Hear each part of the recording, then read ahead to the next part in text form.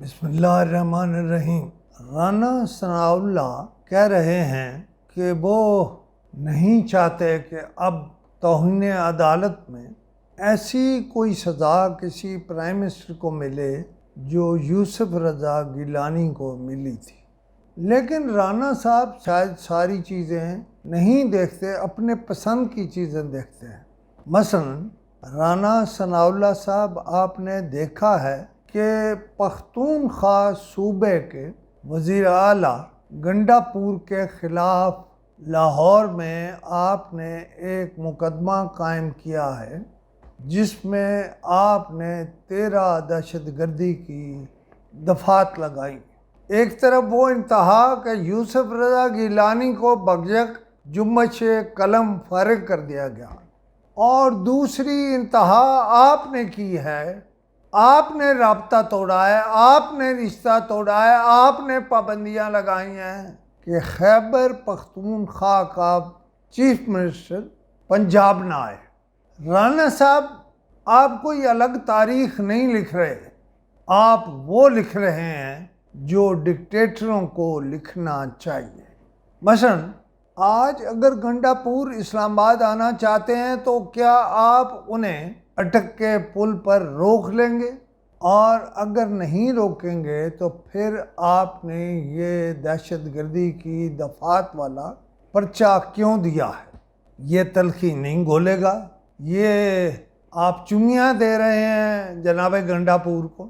اس سے زیادہ تلخ بات اور کوئی نہیں ہو سکتی کہ آپ نے گنڈا پور کو پنجاب اور وفاق سے آج دور کر دیا ہے۔ اس مسلم لیگ میں جس میں آپ ہیں، آپ بہت بعد آئے ہیں، بڑے بڑے لوگ تھے، بڑے بڑے قداور لوگ تھے، بڑی اچھی سوچ والے لوگ تھے۔ مجھے یہ کہتے ہوئے کوئی باک نہیں ہے کہ اب ذہنی پستی کا شمار بعض لوگ مسلم لیگ کے لیڈر ہیں وہ بونے ہیں اور بونے ہیں۔ اور میں سب سے زیادہ پریشان تو اس بات پر ہوں کہ میاں محمد نواز شریف کی بیٹی ان کی باتیں سنتی، کسی ایک سے پوچھو کہ نہیں کرتی میں پرچہ گنڈا پور کے خلاف، کل میں بھی تو جاؤں گی پختونخوا اور وہ بھی آئیں گے ادھر۔ یہ کیا بات ہے؟ اب بلاول بھٹو زرداری سندھ میں کھڑے ہو کے بول رہے ہیں بھائی صاحب یہ سارے بیج بھی آپ نے بوئے تھے۔ خیر، میں صرف ایک صورتحال آپ کے سامنے رکھتا ہوں کہ اگر گنڈا پور نے اس مقدمے کے بعد کوئی الٹا سیدھا فکرہ کہہ دیا تو آپ کیا کریں گے؟ اس کا مطلب یہ ہے آپ دراصل جمہوریت کو لپیٹنے کے حق میں ہیں، اور آپ کی یہ سوچ اس لیے ہے کہ ہمارے بعد کسی اور کے پاس حکومت نہ چلی جائے۔